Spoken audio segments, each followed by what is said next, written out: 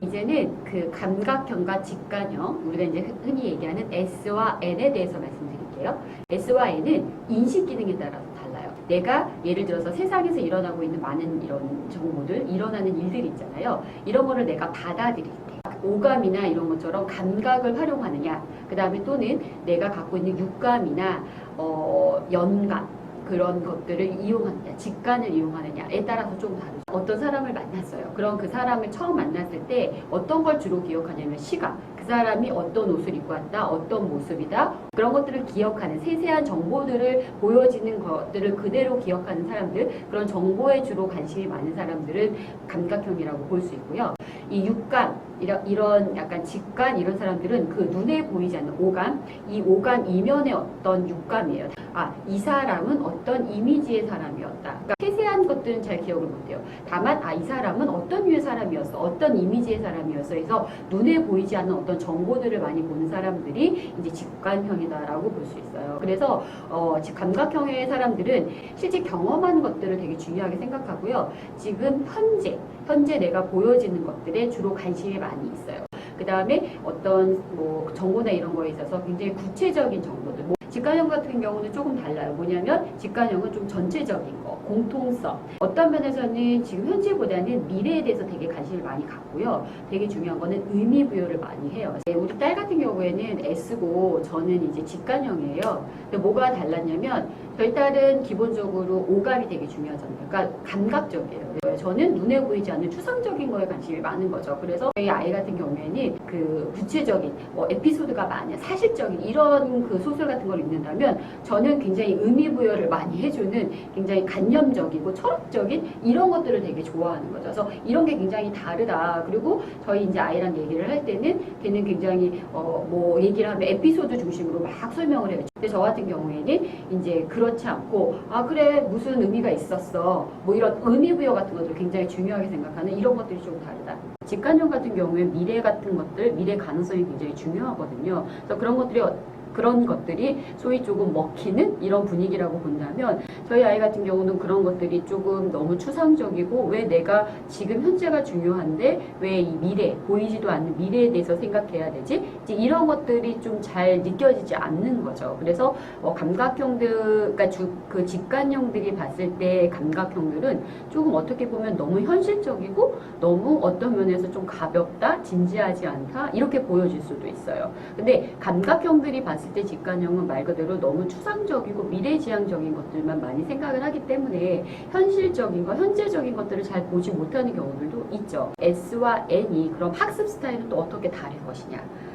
S, 감각형인 경우에는 제일 중요한 게 TV나 비디오나 오디오처럼 굉장히 많은 자극들을 중요하게 생각할 수 있어요. 그래서 학습 스타일도 약간 여러 다양한 매체를 활용하는 것을 좋아하고 이런 것들을 통해서 많은 정보, 많은 자극 이런 것들을 경험하는 것 중요하게 느낀다라고 볼 수 있고요. 그래서 내가 실제 경험해 보는 거, 실용적으로 써먹는 거. 그래서 이거 어디서 써먹을 수 있지? 어떻게 활용할 수 있지? 이런 생각들을 되게 많이 하는 거예요. 그래서 이제 그런 부분들이 있고요. 그렇기 때문에 어떤 공부를 하는 부분에 있어서도 단계적으로 공부를 하는 걸 좋아해요. 수학 같은 경우도 만약에 공부를 한다라고 하면 문제집도 단계별로 풀어야 되는 거예요. 그래서 이런 연습을 통해서 구체적인 학습이나 연습을 통해서 결국 추상적인 개념을 얻는 것을 좋아한다라고 볼 수 있죠. 그래서 이 감각형 같은 경우에는 어떤 공부를 하거나 이럴 때 그래서 복습이 되게 중요하고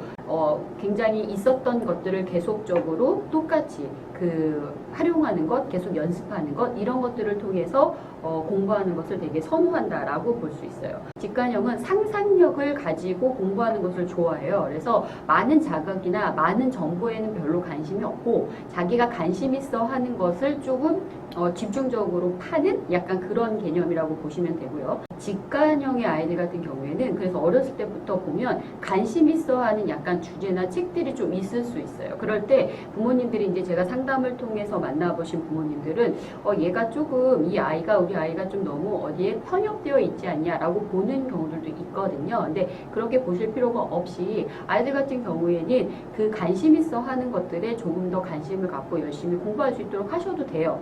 현실적으로 구체화되지 않는다라고 하셨을 때는 구체화할 수 있도록 얘기를 물어봐 주시고 질문을 해주시면 돼요.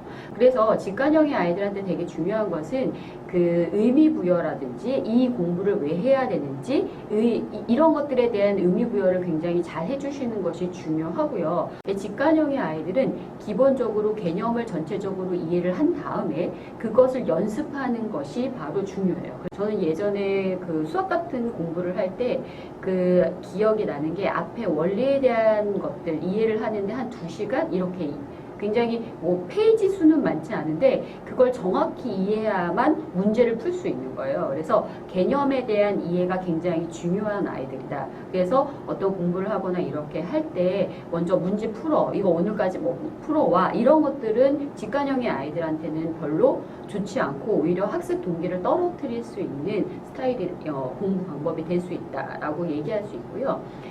그래서 이 직관형의 아이들 같은 경우에는 아까 제가 계속 말씀드렸듯이 이런 전체적인 맥락을 이해하고 나면 스스로 공부할 수 있기 때문에 자기 진로에 맞춰서 공부할 수 있도록 도와주시는 게 좋을 수 있어요. 그리고 기본적으로 자기 스스로 상상력을 갖고 공부하는 거를 좋아하기 때문에 복습보다는 예습, 먼저 모르는 미지의 것들을 스스로 탐색할 수 있도록 도와주시는 것이 좋을 것 같아요.